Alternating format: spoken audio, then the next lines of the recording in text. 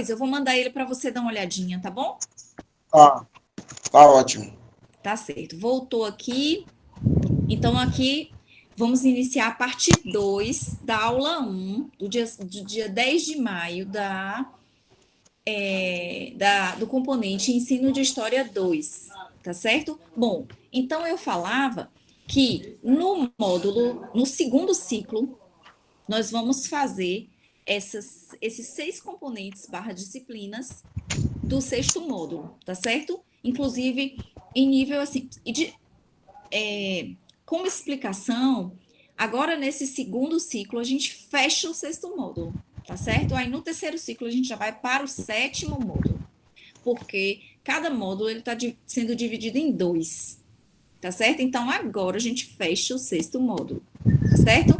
Bom, quais são os instrumentos e critérios de avaliação nessa nossa disciplina Ensino de História 2?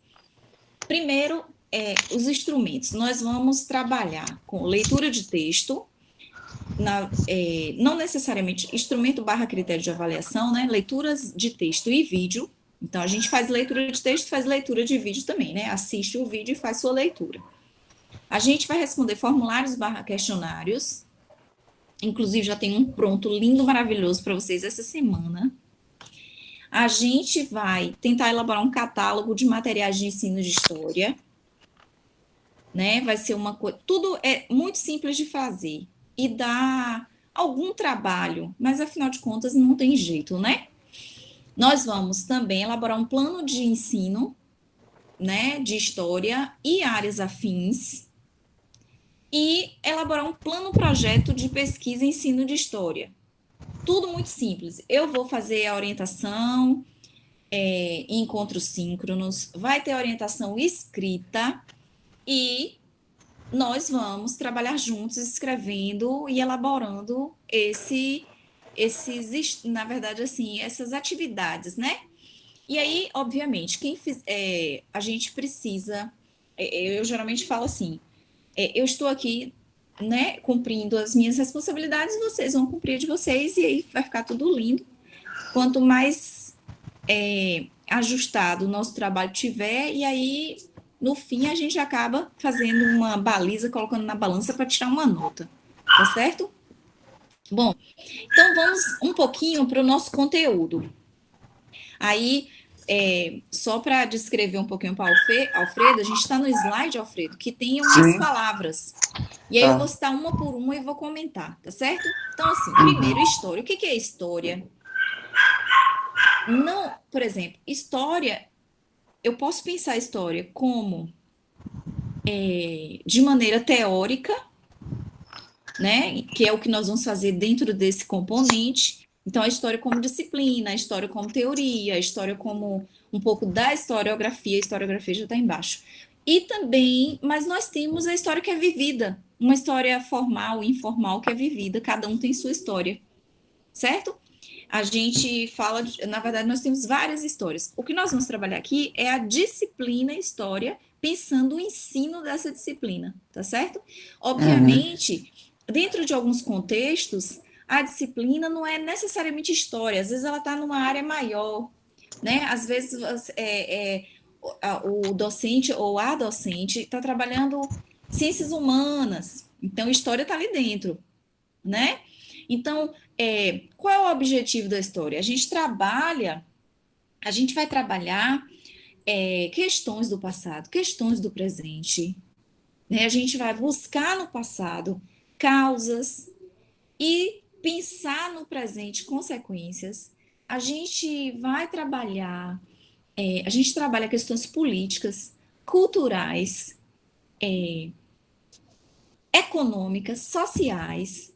A gente trabalha não só heróis, como pessoas que não foram os heróis. A gente vai trabalhar com autoridades e pessoas que não são autoridades. A gente vai trabalhar com grupos diversos e, sobretudo, a multiplicidade desses grupos, né? Porque nós não somos iguais. Bom, a história ela trabalha sozinha? Não, ela precisa de várias outras disciplinas e outros componentes. Então, vira e mexe para a história ela falar de um assunto, ela precisou da arqueologia que fez algum tipo de pesquisa. precisou, às vezes, da biologia, que fez algum tipo de pesquisa, precisou de outras tantas disciplinas. Por exemplo, como é que a história ela vai dizer que um homem primitivo das cavernas se alimentava de alimentos crus? Um exemplo é que a biologia, às vezes, faz exame de DNA dos restos de arcada dentária de algumas múmias, e daí pode deduzir se, a partir dos restos da arcada dentária, quais alimentos que compunham a dieta daquele grupo e se tinha algum processamento, seja cozimento ou assamento. Olha que interessante. Então, assim, a história, não é a história que foi lá e fez esse tipo de pesquisa, ela usou resultados de outras disciplinas, porque a história, uma das funções teóricas é justamente escrever sobre grupos no presente e no passado, né? E aí eu chego na palavra historiografia, grafia de escrever, né? Escrever história, escrever sobre esses grupos, escrever sobre essas pessoas, escrever sobre os líderes e os não líderes, né? Escrever sobre os homens e as mulheres e as crianças, né? Então, assim, historiografia tem como teoria também a questão do escrever. E aí tem mais duas últimas palavrinhas, que é a questão da periodização. Porque, como a gente trabalha com o passado, uma forma de organizar esse passado é olhar as etapas desse passado. Então, por exemplo, a história do Brasil a gente divide em períodos. A história, se você vai estudar a história da África, lá facilita dividir em períodos. Aí tem uma questão interessante, por exemplo, a história do Brasil, como ela é dividida? Ela permite estudar a história de todos os povos? Então, aí uma pergunta não precisa ser respondida agora, porque nós vamos falar muito sobre isso. Então, assim, quer dizer, a gente vai falar um tanto que talvez não seja o suficiente para as nossas dúvidas, mas a gente vai abrir as feridas, né? Nós vamos abrir os questionamentos. Então, assim, esses períodos da história permitem explicar a história de todos os grupos? E aí, será que não é necessário criar outros períodos, falar de outras divisões históricas, para assim incluir a nossa história? Né? Por exemplo, será que os indígenas no Brasil não poderiam dividir a história do Brasil em outros períodos, períodos que foram mais significativos para cada história regional e local? Uma pergunta que deve ficar aí entre nós. E, por fim, as fontes.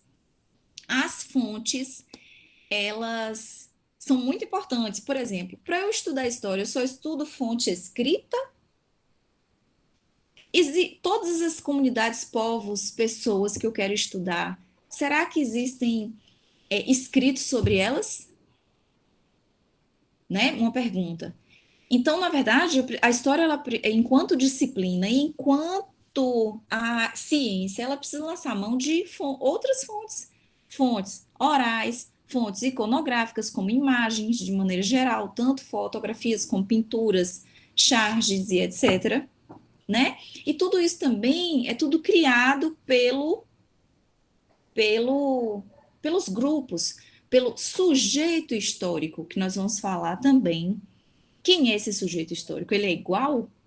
Existe um sujeito histórico universal? Será que ele é único? Bom,